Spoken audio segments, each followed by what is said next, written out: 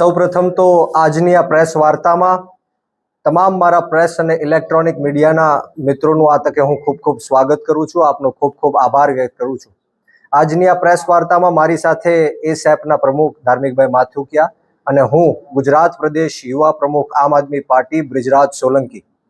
વાત એ કરવાની છે કે જે રીતના આ દેશની અંદર નીટનો પેપર લીક થયો અને એના કારણે નિર્દોષ 22 કરતાં પણ વધારે વિદ્યાર્થીઓએ આત્મહત્યા કરી, ત્યારબાદ કોકરોચ જનતા પાર્ટીના આંદોલન થકી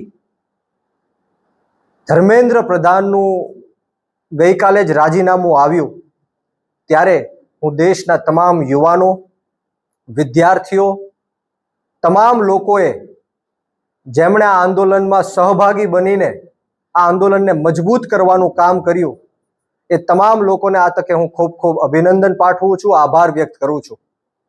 संघर्षों के साए में इतिहास हमारा पलता है, जिस और जवानी चलती है उस और जमाना चलता है।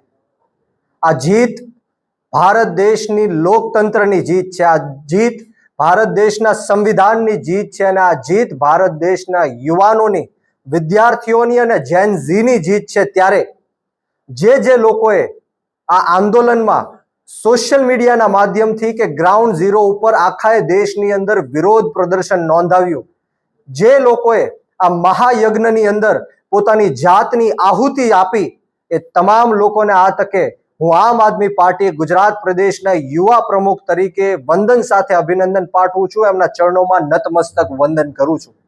પરંતુ વાત એ છે કે જ્યારે ગાંધીનગર મુકામે, સત્યાગ્રહ છાવણી મુકામે જે રીતના બિન રાજકીય આંદોલન, ગુજરાત કોકરોચ આંદોલનના નામે અમે વિરોધ નોંધાવવા ગયા, આંદોલન કરવા માટે ગયા, ત્યારે ગાંધીનગર અને અમદાવાદની પોલીસ દિવસ રાત છેલ્લા 2 દિવસ સુધી અમારા જેવા આંદોલનકારીઓને, ક્રાંતિકારીઓને જે આંદોલનમાં સહભાગી બનવાના હતા એમને પકડવા માટે મહેનત કરી રહી હતી।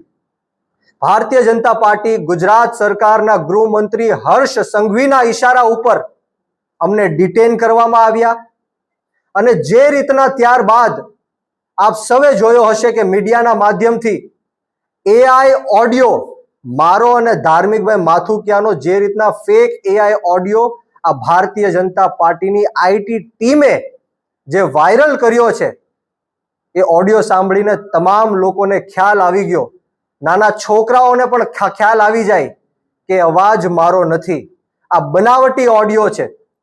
અમે એક જ મિનિટની અંદર જે થર્ડ પાર્ટી એપ્લિકેશન, જે એઆઈ વિડીયો હોય, એઆઈ ઓડિયો હોય કે એઆઈ ફોટોગ્રાફ હોય, એને સ્પષ્ટ કરતું એક એપ્લિકેશન છે, એ એપ્લિકેશનના માધ્યમથી એક જ મિનિટની અંદર અમે આ સ્પષ્ટ કરી નાખ્યું, અમે આ જનતા વચ્ચે મૂકી દીધું કે આ અમારો અવાજ નથી, આ એઆઈ થી બનાવેલો ઓડિયો છે।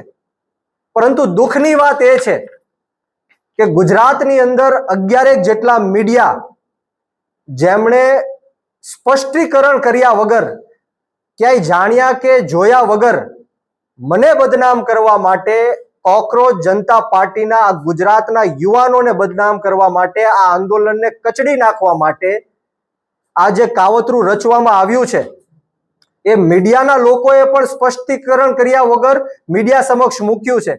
એ મીડિયા કર્મીઓને મારી નમ્ર અપીલ છે, વિનંતી છે, એક રિક્વેસ્ટ છે કે તમે તાત્કાલિક ધોરણે અમને જાણ કરો કે આ ઓડિયો તમારી પાસે ક્યાંથી આવ્યો, તમને કોણે આ ઓડિયો મોકલ્યો, શું હર્ષ સંઘવી આ ઓડિયો તમને મોકલ્યો, બીજેપીના આઈટી સેલે તમને આ ઓડિયો મોકલ્યો? અમારે જાણવું છે કે તમારી પાસેથી આ ઓડિયો ક્યાંથી આવ્યો। અને તમામ લોકો, જેટલા પણ મીડિયાએ આ ફેક એઆઈ ઓડિયો પોતાના ન્યૂઝ ચેનલના માધ્યમથી ચલાવ્યો છે, એમને મારી રિક્વેસ્ટ છે કે તાત્કાલિક ધોરણે આ જે ખોટી ખબર છે, આ જે ફેક એઆઈ ઓડિયો છે, એને પાછો ખેંચી લેવામાં આવે, એને ડિલીટ કરી નાખવામાં આવે। બીજી બાજુ અમને જણાવવામાં આવે કે આ ઓડિયો તમને કોણે મોકલ્યો છે, નહીતર આવનારી 24 કલાકમાં હું લીગલ એક્શન પણ લેવાનો છું। હાઈકોર્ટ અને સુપ્રીમ કોર્ટ સુધી જવું પડે તો પણ અમારી જવાની તૈયારી છે। અને ખાસ કરીને આ ભારતીય જનતા પાર્ટીના ઈશારે પોલીસે મને ડિટેન કરીને રાખ્યો. અંદાજિત 8 થી 9 કલાક સુધી મને ગોંધી રાખવામાં આવ્યો. મારા ઉપર પ્રેશર કરવામાં આવ્યું.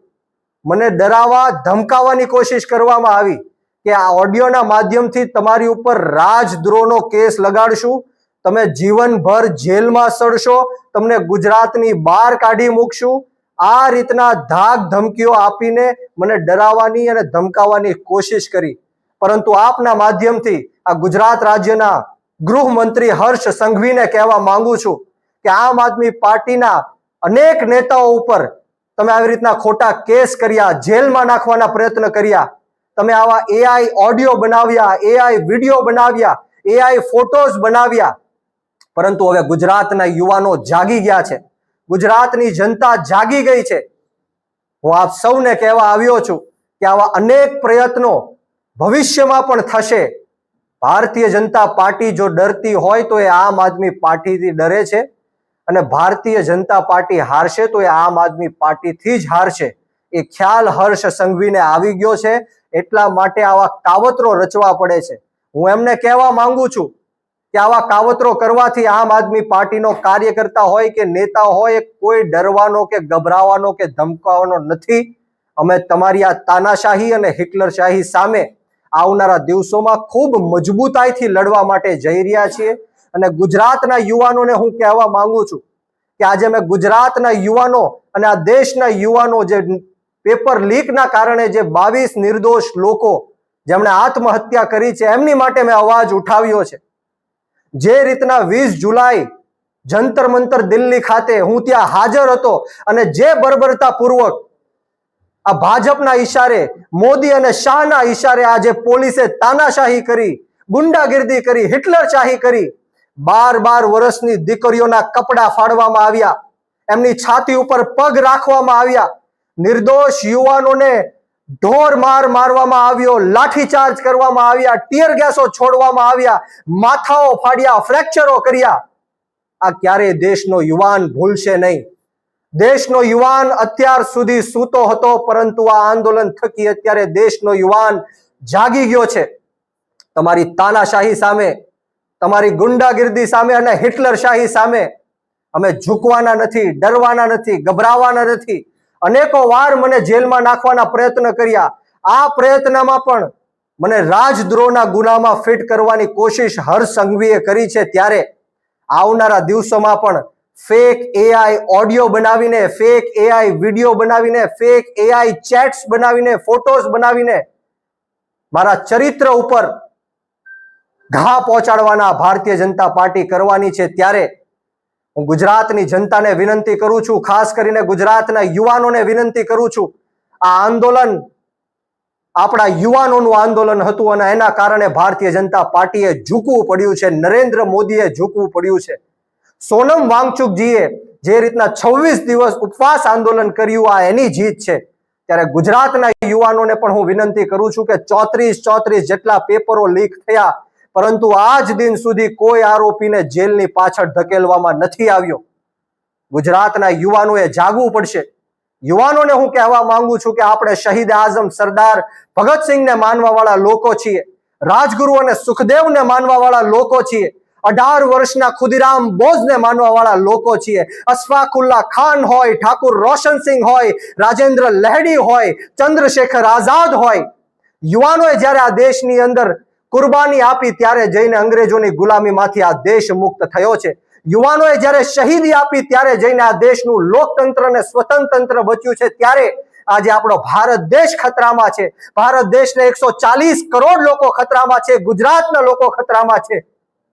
ગુજરાતનું યુવાધન ખતરામાં છે. ગુજરાતની મહિલાઓ હોય, ગુજરાતના મજૂર વર્ગના લોકો હોય, રત્ન કલાકારો હોય, મજૂર વર્ગના લોકો હોય, પશુપાલકો હોય, નાના મોટા વેપારીઓ હોય, આ તમામ ખતરામાં છે અને ભારત દેશનું સંવિધાન ખતરામાં છે. ત્યારે આ દેશના યુવાનોએ જાગવું પડશે, આ જ રીતના ક્રાંતિ કરવી પડશે. હું તમને વિશ્વાસ આપવા આવ્યો છું, ખાતરી આપવા આવ્યો છું કે આવનારા દિવસોમાં ગમે ત્યારે પણ ગુજરાત નહીં પરંતુ આ ભારત દેશની અંદર યુવાનો, મહિલાઓ અને ખેડૂતો ઉપર અન્યાય અને અત્યાચાર થશે.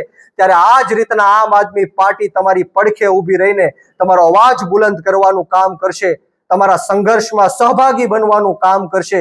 વિશેષ વાતો નથી કરવી.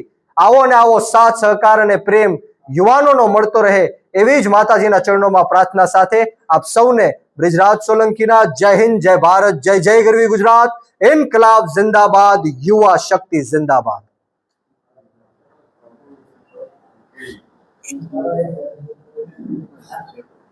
Right.